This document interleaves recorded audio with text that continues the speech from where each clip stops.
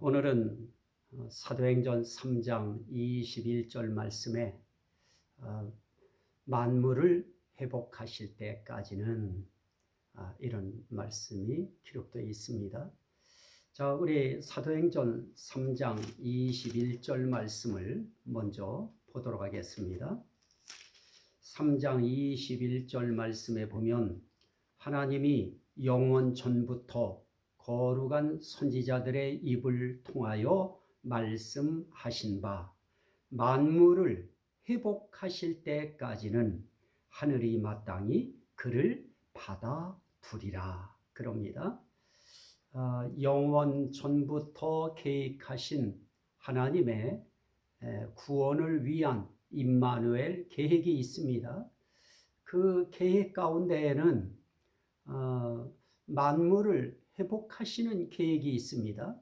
그걸 개역 성경에서는 만유 회복이라 이렇게 표현했는데, 개역 개정이라고 하는 이 성경에서는 만물을 회복하실 때까지는 이렇게 해서 만물 회복이라고 하는 그런 의미로 표현이 되어졌습니다. 자, 그러면 만물을 회복하신다고 할 때 대체 이 만물의 회복이라고 하는 것이 결국 무엇인가? 회복한다고 하는 것은 본래에 좋았던 그 원 상태가 무너지고 부서지고 부패하고 그래서 더 이상 사람들에게 또는 하나님 앞에서 인정받을 수 없는 그런 상태가 되어 있을 때 그렇게 무너진 것을 다시 복구시키는 것, 쓸 수 없는 것들을 다시 원상태로 돌려놓는 것, 이런 것들을 회복이라고 이야기합니다. 이런 의미에서 보면 만물 회복이다, 만유 회복이다 라고 할 때 그 회복 이전에 만물이라고 하는 그 만물이 무너진 것입니다. 만물의 그 본질이 무너지는 것입니다. 또 타락한 것입니다. 또 부패한 것입니다. 또 만유라고 하는 의미를 사용할 때도 마찬가지입니다. 만유로서의 본질적 의미, 상태, 상황, 이 모든 것들이 다 변질되어 버리고 다 부패되어 버리고 쓸모없는 그런 만유가 되어진 것입니다. 하나님의 의도에서 전혀 맞지 않는 방향으로 벗어난 것입니다. 이렇게 된 것을 회복시키는 것, 이것이 구원을 위한 임마누엘 계획 가운데 아주 중요한 계획인 것입니다. 그러면 그 회복한다고 하는 그 의미는 결국 어떤 의미인가?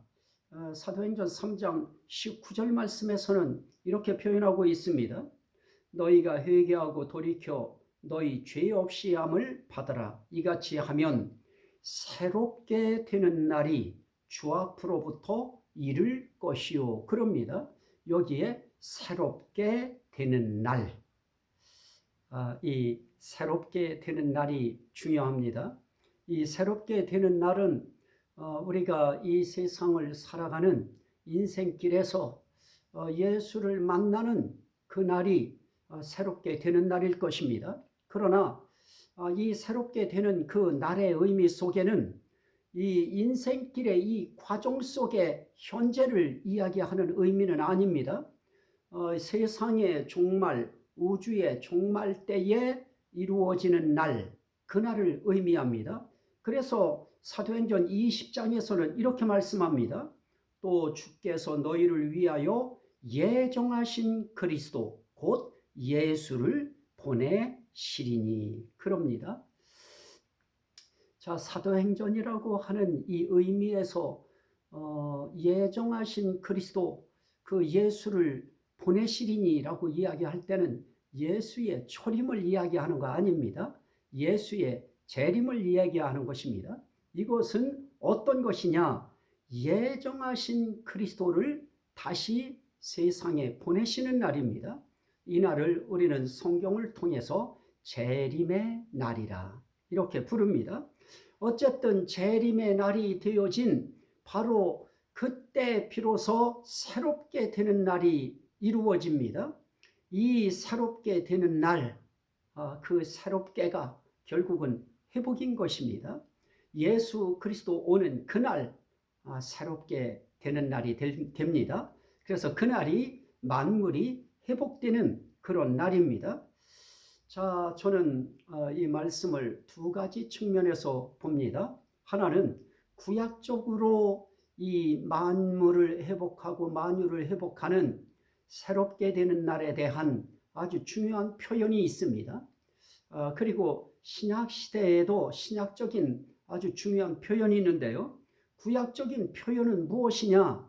저는 이 말씀을 이사야 40장 2절에서 봤습니다. 노역의 때가 끝났고 그럽니다. 다시 말하면 이 노역의 때라고 지금 표현된 것을 개역성경에서는 복역의 때가 끝났고 이렇게 표현을 했습니다. 자, 어쨌든 복역의 때가 되었든 노역의 때가 되었든 우리는 그 복역의 때다, 노역의 때다 이렇게 이야기할 때 결국 그 복역의 때요, 노역의 때라고 하는 것이 그게 무엇을 의미하는 것인가? 그 부분에 대해서 우리는 이사야 40장 2절에서 봅니다. 너희는 예루살렘의 마음에 닿도록 말하며 그것에게 외치라. 그 노역의 때가 끝났고 그 죄악이 사함을 받았느니라. 그럽니다. 그러면서 아주 중요한 표현을 합니다. 그의 모든 죄로 말미암아 여호와의 손에서 벌을 배나 받았느니라. 그럽니다.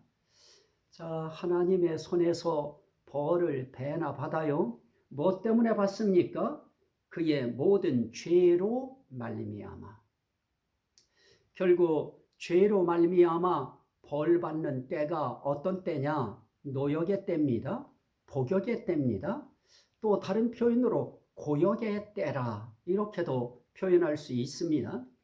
어쨌든 우주 만물이라고 하는 이 만물, 만유 이런 표현을 할 때에는 하나님으로 말미암아 창조된 피조물 전체 이것을 만물이다 또는 만유다 이렇게 표현합니다.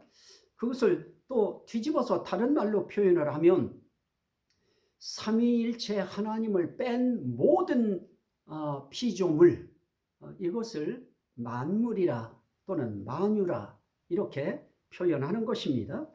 자, 그러면 이렇게 만물을 회복하신다고 할 때 그 결국은 그 만물 회복은 뭐와 관계되어진 회복이냐? 죄 문제와 관계되어진 회복입니다. 다른 말로 말씀드리면 죄로 말미암아 죄값을 치르는데 그 죄값을 치를 때 구약적인 그 표현은 이 땅에서 고역을 치르게 만드셨습니다. 다른 말로 말하면 벌을 주신 것입니다. 벌 받는 기간인 것입니다. 그것이 고역의 때이고 또 노역의 때이고 또 그것이 복역의 때인 것입니다.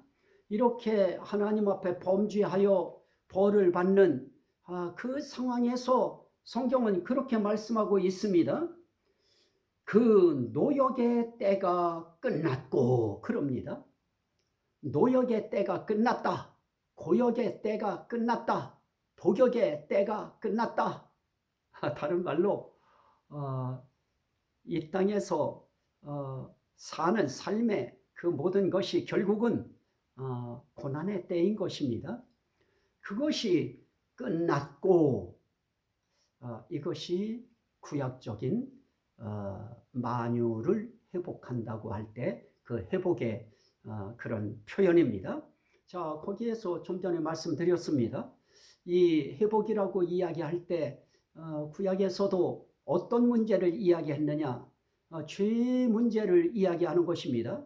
그리고 죄로 인한 벌 받는 그 상태에서 무엇을 하느냐? 성경은 그렇게 말합니다. 그 죄악이 사함을 받았느니라. 이 땅에 사는 동안에 예수님을 만난 사람들이 네 죄 사함을 받았느니라 라고 할 때 현재 죄 사함 받은 상태로 표현되어졌습니다. 그러나 진정한 죄 사함은 언제 이루어지느냐?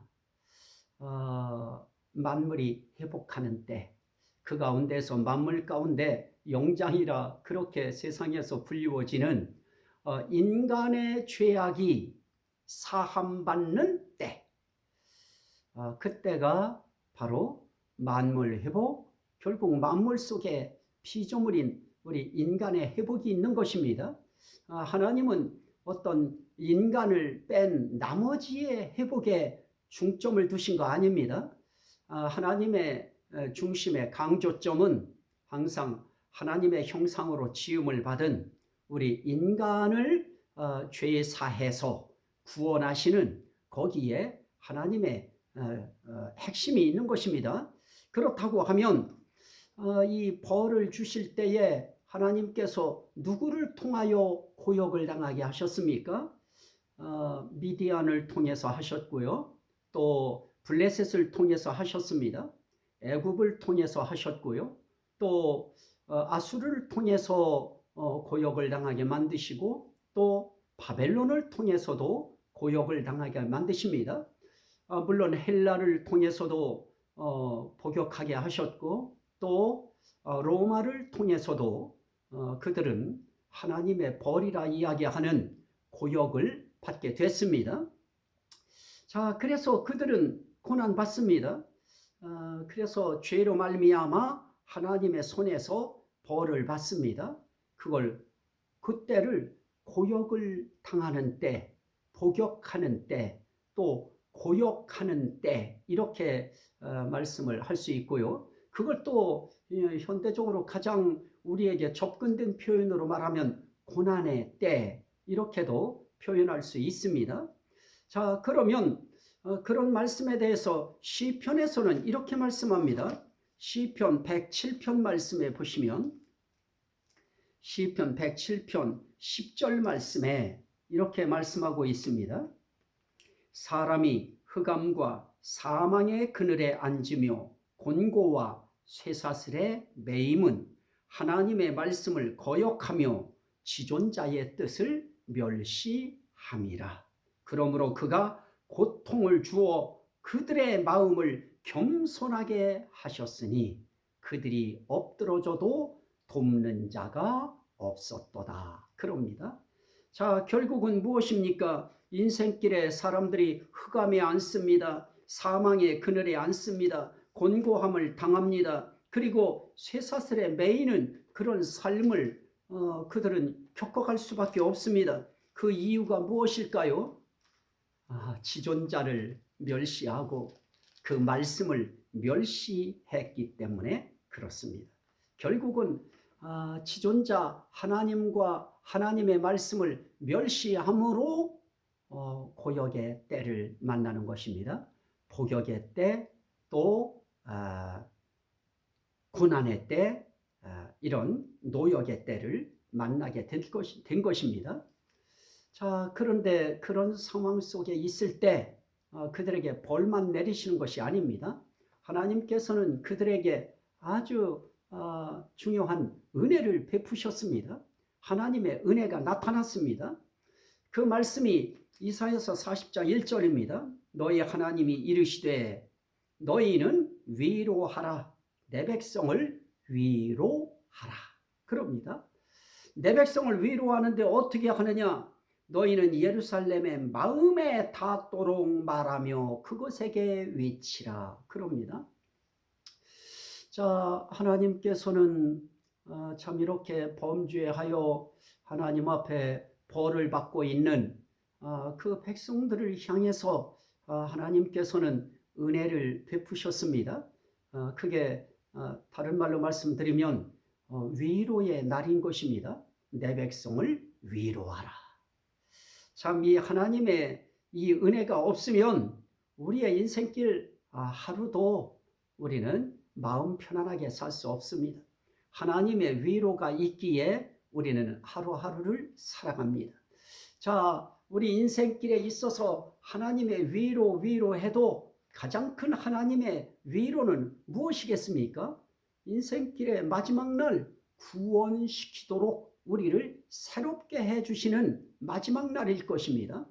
우리를 새롭게 하여 구원하시는, 그래서 이 땅에서의 그 모든 고역에서 우리를 죄 사하였느니라 라고 말씀하실 때 우리 죄를 사하셔서 그 고역에서, 노역에서, 복역에서 놓아주시는 날, 인생의 그 우주의 마지막 날, 예수 그리스도를 보내시는 날, 이 날이 바로 하나님의 백성에게 있어서는 가장 큰 위로의 날일 것입니다. 그 위로가 오늘을 살아가는 현실 속에서도 하나님은 나타내고 있습니다. 그 은혜 때문에, 위로 때문에 우리는 살아갑니다. 또 우리가 볼 수 있는 그 말씀 가운데 하나는, 그 하나님의 은혜는 무엇입니까? 이사야 40장 5절에 보면 하나님의 영광이 나타나는 것을 보는 날입니다. 자, 5절 말씀에 보면 여호와의 영광이 나타나고 모든 육체가 그것을 함께 보리라 라고 말씀합니다. 하나님의 영광이 나타나는 것을 보는 날, 이 날이야말로 하나님의 은혜가 우리에게 있어서 역사하시는 그런 날이 되어질 것입니다. 우리는 하나님의 영광을 보는 그런 은혜를 우리는 입게 될 것입니다.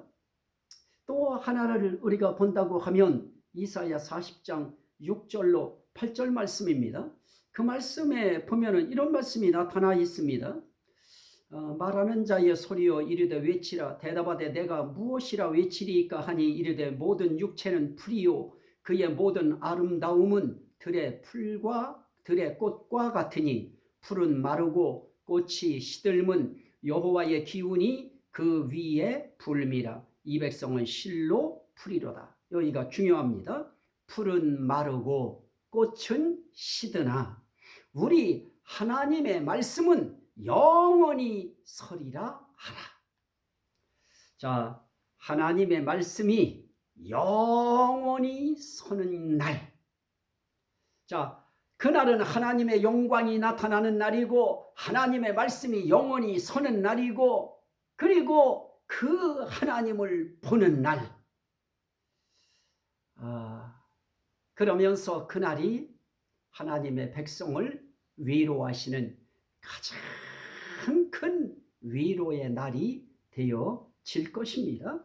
그래서 이 사실을 말씀하시면서 하나님은 뭐라고 말씀하시느냐? 이 사실을 어떻게 해야 되느냐? 예루살렘의 마음에 닿도록 외치라 그럽니다. 예루살렘의 마음에 닿도록 외치라. 자, 그래서 이 외치는 자가 중요한데요. 그 외치는 자를 또 다른 말로 뭐라고 하느냐? 아름다운 소식을 전하는 자라. 그렇게 표현했습니다. 자, 9절 말씀에 보면 이사야 40장 9절에 아름다운 소식을 시온에 전하는 자요. 너는 높은 산에 오르라. 아름다운 소식을 예루살렘에 전하는 자요. 너는 힘써 소리를 높이라. 그렇게 말씀하고 있습니다. 자, 결국은 예루살렘의 마음에 닿도록 외쳐야 됩니다. 예루살렘의 마음에 닿으려고 하면 정말 따뜻하게 외쳐야 됩니다. 정말 그 정서에 정말 내가 이제 죄사함 받았구나. 내가 고역이 끝났구나. 내 복역이 끝났구나.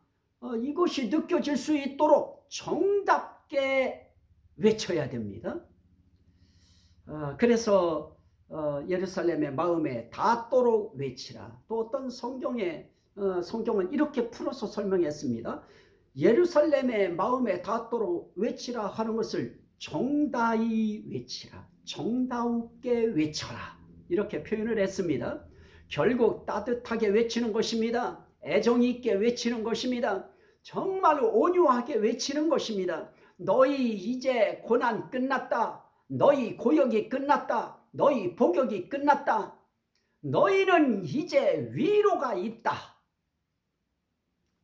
이제 비로소 너희는 하나님의 영광을 볼 것이다. 그리고 하나님의 말씀이 영원히 서는 것을 너희가 이제 비로소 온전히 알게 될 것이라. 그 하나님을 너희가 볼 것이라. 그날이 우리가 새롭게 되는 날입니다. 자, 그런데 예루살렘의 마음에 닿도록 이 사실을 외치라. 이게 우리들이 해야 될 일입니다. 정말 우리가 하나님 앞에 고역이 끝나고 복역이 끝나고 노역이 끝난, 이 고난이 끝난 이러한 심령들이 이 땅에서 하나님의 은혜로 그 사실을 깨닫고 그 소식을 알았으면 우리도 우리가 살고 있는 지역에 정다이 외쳐야 될 것입니다. 그들의 마음에 닿도록 외쳐야 될 것입니다. 그래서 9절에는 그렇게 말씀합니다. 높은 산에 올라, 높은 산에 올라. 그래서 너는 높은 산에 오르라. 그리고 아름다운 소식을 예루살렘에 전하는 자여, 너는 힘써 소리를 높이라. 높이되 두려워하지 말고 소리를 높여 유다의 성읍들에게 이르기를 너희의 하나님을 보라 하라. 자, 우린 이 소리 외쳐야 됩니다. 우리에겐 만물 회복의 때가 있다. 만유 회복의 때가 있다. 그 중심에 우리들이 회복되는 때가 있다. 뭐로부터 회복됩니까? 죄로부터 사함받는 회복의 때가 있다. 그게 언제냐? 예수 그리스도께서 재림하시는 날이다. 그날이 진정 우리가 완전하게 새롭게 되는 날이다. 이 사실은 우리만 갖고 있어서는 안 되는 것입니다. 이 소식을, 얼마나 이 소식이 아름답습니까? 그러기에 아름다운 소식을 전하는 자요 외치라 그럽니다. 두려워하지 말고 외치라. 높은 산에 올라가서 외치라. 그래서 우리는 이런 높은 산에 올라가서 외치는 정도가 아니고요. 우리 인생길의 높은 고지, 삶의 높은 고지, 환경의 높은 인생의 그 지위의 높은 고지, 거기에 올라가서 외치면 정말 효과가 있을 것입니다. 자, 어쨌든 우리는 이렇게 외쳐야 될 아름다운 소식을 전해야 될 책임이 있습니다. 3절 4절에는 그렇게 말씀합니다. 광야에서 외치는 자의 소리여 이르되 너희는 광야에서 여호와의 길을 예비하라. 사막에서 우리 하나님의 대로를 평탄하게 하라. 이렇게 말씀합니다. 자, 우리가 이 땅에서 이런 놀라운 아름다운 소식을 우리가 알았다고 하면 우리가 이 땅에 사는 동안 우리 할 일도 다른 것이 아닙니다. 우리 사는 인생길에 세상 광야라고 하는 인생길의 광야에서 하나님의 길을 예비하라. 사막에서 우리 하나님의 대로를 평탄하게 하라. 우리 할 일이 무엇이겠습니까? 우리의 말을 통해서, 우리의 삶을 통해서 예수 그리스도께서 오실 길을 예비하는 것입니다. 예수 그리스도의 대로를 평탄하게 우리가 만들어 놓는 것입니다. 예수님은 오신다. 그래도 사람들이 그 사실에 대해서 모르고 있으면 하고 의아해 할 것입니다. 그러면 그 대로는 평탄한 것이 될 수 없습니다. 그래서 우리는 하나님 앞에 어떻게 해야 되느냐? 길을 예비하고 하나님의 대로를 평탄하게 하는 이 사역을 해야 됩니다. 어떻게 해서든 사람들이 주님이 오실 길도 우리의 심령 속에, 각 사람의 심령 속에 주님 오실 길도 만들어야 되겠지만은 그 대로를 평탄하게 할 수 있도록 이 하나님의 이 계획을 우리는 자세하게 가르쳐서 무지몽매한 말씀에 하나님의 뜻을 깨닫지 못하는 그런 백성들을 죄에서 사함받고 그래서 새롭게 되는 영광의 하나님을 보는 그런 날에 모두가 다 동참할 수 있도록 이 귀한 사역에 우리 하나님의 그 뜻을 한껏 묻어내는 저와 여러분들이 다 되시기를 주의 이름으로 축원합니다. 아멘. 오늘 이 말씀이 말씀 듣는 모든 심령들에게 생명이 되고 구원이 되고 능력이 되고 복이 되고 회복이 되어지도록 하나님 역사하옵소서. 예수 그리스도 이름으로 기도하옵나이다. 아멘.